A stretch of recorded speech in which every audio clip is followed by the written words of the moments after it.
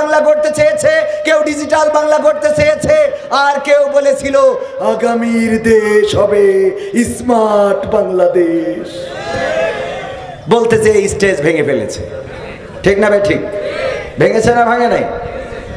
আমরা সোনার বাংলায় শান্তি পাই নাই, সবুজ বাংলায় শান্তি পাই নাই, নতুন বাংলায় শান্তি পাই নাই, আমরা ডিজিটাল বাংলায় শান্তি পাই নাই, স্মার্ট বাংলায় শান্তি পাই নাই। এখন আমরা দেখতে চাই আগামীর বাংলা হবে কোরআনের বাংলা, আগামীর বাংলা হবে ইসলামের বাংলা। আমরা দেখতে চাই আল্লাহর কোরআনের বাংলায় শান্তি আসে নাকি আসে না। আমার কথার সাথে একমত কারা কারা দেখতে চায়?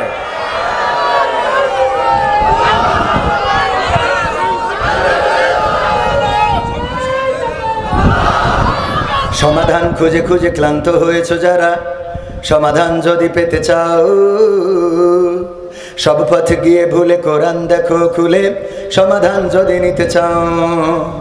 সমস্যা যত সব দূর করে দিবে রব, সমস্যা যত সব দূর করে দিবে রব, যদি তুমি যাও সে যাও। সমাধান সমাধান খুঁজে খুঁজে ক্লান্ত হয়েছো যারা, সমাধান যদি পেতে চাও, সব পথ গিয়ে ভুলে কোরআন দেখো খুলে, সমাধান যদি নিতে চাও।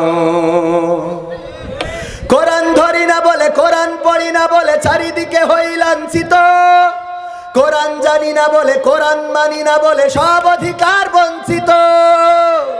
কোরআন ধরি না বলে, কোরআন পড়ি না বলে চারিদিকে হই লাঞ্ছিত, কোরআন জানি না বলে, কোরআন মানি না বলে সব অধিকার বঞ্চিত। মরিচিকার পিছে না ঘুরে মিছে মিছে, মরিচিকার পিছে না ঘুরে মিছে মিছে, কোরআনটা খুলে দেখে নাও। সমাধান সমাধান খুঁজে খুঁজে ক্লান্ত হয়েছো যারা, সমাধান যদি পেতে চাও, সব পথ গিয়ে ভুলে কোরআন দেখো খুলে, সমাধান যদি নিতে চাও। কোরআনেই খুঁজে পাবে সংসার নীতি, আর কি হবে রাষ্ট্রের নীতি। কোরআনের আইন চললে দেশে দূর হবে সব দুর্নীতি। কোরআনেই খুঁজে পাবে সংসার নীতি, আর কি হবে রাষ্ট্রের নীতি। কোরআনের আইন চললে দেশে দূর হবে সব দুর্নীতি। মানব রচিত মতে শান্তি খুঁজো না পথে, মানব রচিত মতে শান্তি খুঁজো না পথে, কোরআনটা খুলে দেখে নাও। সমাধান সমাধান খুঁজে খুঁজে ক্লান্ত হয়েছো যারা, সমাধান যদি পেতে চাও, সব পথ গিয়ে ভুলে কোরআন দেখো খুলে, সমাধান যদি পেতে চাও। কোরআনে সব সমস্যার সমাধান আছে না নাই?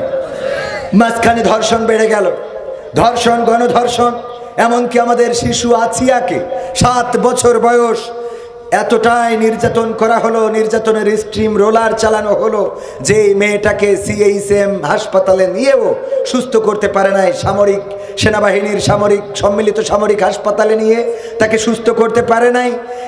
এত নির্যাতন, তার উপরে পাশবিক আচরণ করা হয়েছে। সেই সময় বামপন্থীরা পর্যন্ত শাহবাগে নামলো, আর তারা দাবি জানালো ধর্ষণের শাস্তি হতে হবে মৃত্যুদণ্ড। জানেন কিনা বামপন্থী কারা? বামপন্থী কারা? যারা আল্লাহতে বিশ্বাস করে না, পরকালে বিশ্বাস করে না, ইসলাম বা অন্যান্য ধর্ম, কোন ধর্মকে তারা মানতে চায় না, এরাই হলো বামপন্থী।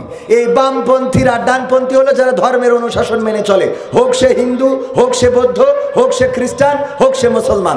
গণতন্ত্র চিনি না আমি, জানি না গণতন্ত্র, গণতন্ত্র দেখিনি আমি, শুনেছি গণতন্ত্র। গণতন্ত্র চিনি না আমি, জানি না গণতন্ত্র, গণতন্ত্র দেখিনি আমি, শুনেছি গণতন্ত্র। শুনেছিলাম আমি বাংলাদেশে গণতান্ত্রিক রাজা, যখন যারে মনে চেয়েছে ধরে দিয়েছে সাজা। শুনেছিলাম আমি বাংলাদেশে গণতান্ত্রিক রাজা, যখন যারে মনে চেয়েছে ধরে দিয়েছে সাজা। কাউকে দিয়েছে ফাঁসির দণ্ড, রেখেছে আয়না ঘরে, কাউকে আবার লাশ বানিয়ে ভাসিয়েছে সাগরে। কাউকে দিয়েছে ফাঁসির দণ্ড, রেখেছে আয়না ঘরে, কাউকে আবার লাশ বানিয়ে ভাসিয়েছে সাগরে। করেছে এসব কিসের জোরে? ছিল কি দাদার মন্ত্র? কেমন গণতন্ত্র ছিল, কেমন গণতন্ত্র, গণতন্ত্রের আড়ালে ছিল দাদার ষড়যন্ত্র। কেমন গণতন্ত্র ছিল, কেমন গণতন্ত্র, গণতন্ত্রের আড়ালে ছিল রয়ের ষড়যন্ত্র। দেখেছি আগে নির্বাচনে লাগতো টাকার নোট, শুনেছি আগে নির্বাচনে লাগতো টাকার নোট, দেখেছি আমি ভোট করিতে লাগেনি কোনো ভোট। ভোট লেগেছে বলেন, কথা কয় না লেগেছে? আমাদের এক চাচা ভোট দেওয়ার জন্য ভোটের মাঠে গেলেন, যাওয়ার পরে বললেন, বাবাজি আমার নামটা দেখো, আমার ভোটে যারা আছে দায়িত্বরত ওরা বলতেছে চাচা কষ্ট করে কেন আসলেন আপনি, এই যে এখন আসলেন এই সকালবেলা আরো একটু আগে আসার দরকার ছিল। বলে ফজর পড়েই তো আসলাম। কয় আমরা তো তাহাজ্জুদ পড়ি কাম সারি ফেলেছি, ঠিক না বেঠি? ফজর পড়ে আসলাম, তাহাজ্জুদ পড়ে কাজ করা শেষ। বলতেছে তাইলে আমার নোকে একটু কালো কালি লাগিয়ে দাও, তা না হইলে আমার পুত্রবধূ আবার বলবে বাবা গেছিলেন কিন্তু ভোটটা মনে হয় দিতে পারেন নাই। কালি লাগাই দিয়ে যখন চাচা যাচ্ছে, চাচারে আবার ডাক দিয়েছে আমাদের ওই নেতারা, বলছে চাচা শোনেন চাচির ডাও কিন্তু শেষ, আবার যেন পাঠায়েন না। বলছে তোমার চাচি দিয়ে গেছে? তা বলছে দিয়ে গেছে বলেই তো বলছি। আহারে কত বড় বেঈমান, কত বড় নেমো খারাপ, কত বড় অকৃতজ্ঞ তোমাদের চাচি। আল্লাহ তুমি তার কবরে জাহান্নামের আগুন জ্বালাও। যারা এজেন্ট তারা বলছে কি ব্যাপার চাচা চাচির পরে কেন এত রাগ, উনার ভোট দিয়া হয়ে গেছে নৌকায় ছেড়েছ বলে কি গালাগালি। বলছে না বাবা ও কিস্তিতে দিয়েছে, অসুবিধা নেই, নুহু নবীর কিস্তি এই সময় তলাতেও পারে, তাতে কোনো অসুবিধা নাই।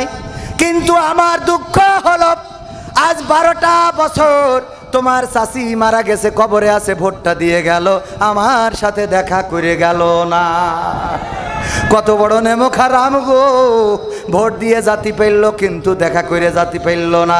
কার সাথে সংসার করলাম, কার সাথে এতদিন ধরে বসবাস করলাম, আজ 12টা বছর কবরে, আমি বুড়ি কেমন আছি খবরটাও নিল না।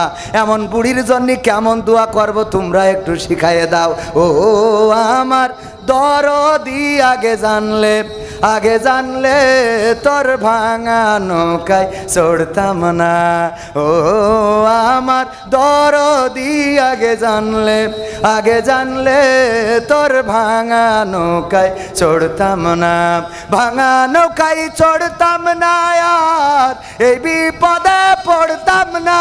ওরে মায়েরে মুরে বর্ডারে পাঠাইছে, দেখার লোক তো পাইলাম না। আগে জানলে এই তার কাটাই ধরা খাইতাম না, ঠিক না বেঠে ভাইয়েরা আমার? ও আমি তো গান গাচ্ছিলাম, এত ওয়াজ করলে হবে? শুনেছি আগে নির্বাচনে লাগতো টাকার নোট, দেখেছি আমি ভোট করিতে লাগেনি কোনো ভোট। ভোটের আগে পাশ হয়েছে মন্ত্রী মিনিস্টার, লাগেনি মিছিল, লাগেনি মিটিং, লাগেনি তো পোস্টার।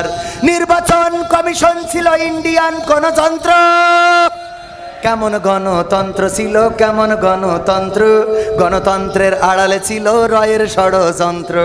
কেমন গণতন্ত্র ছিল, কেমন গণতন্ত্র, গণতন্ত্রের আড়ালে ছিল দাদার ষড়যন্ত্র। বিরোধী দল যারা সংসদে ছিল তারা ছিল পোষা ময়না, দেশ জলে পুড়ে হয়েছে ছাই তবুও তো কিছু কয় না। বিরোধী দল যারা সংসদে ছিল তারা ছিল পোষা ময়না, দেশ জলে পুড়ে হয়েছে ছাই তবুও তো কিছু কয় না। শাসনে ছিল না সততা নিষ্ঠা, বিচারের ছিল না মান, সংসদে বুঝি তাই শোনা যেত মমতাজের গান। শোনা যেত না? আরে কত তেল, সংসদে কত গান শোনায়েছে। আর আমার মাননীয় সাবেক প্রধানমন্ত্রী জননেত্রী চলে গেল, তোর মনের তো একটা দুঃখের গান গাওয়ার দরকার ছিল না অন্তত? কথা কয় না? মনির খান অঞ্জনা চলে গেছে, তা কয় কান ক্যাসেট করিছে।